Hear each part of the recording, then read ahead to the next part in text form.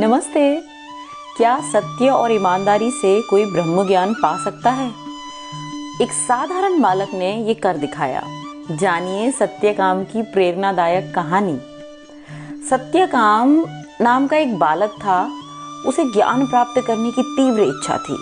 एक दिन उसने अपनी माँ जबाला से कहा, माँ, मैं ब्रह्म ज्ञान प्राप्त करना चाहता हूँ।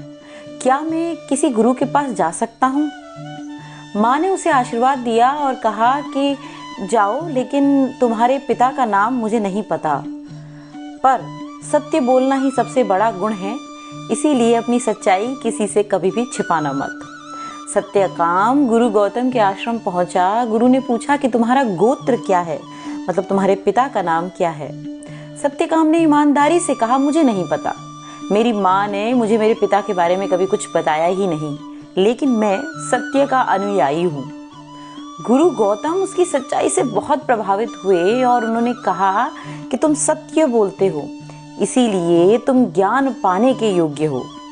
मैं तुम्हें अपना शिष्य बनाता हूँ।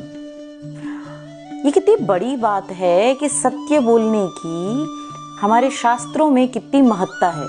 आगे सत्यकाम के साथ क्या होता है, वो कैसे ब्रह्म ज्ञान को प्राप्त करता है, जानने के लिए जुड़े रहिए। नमस्ते।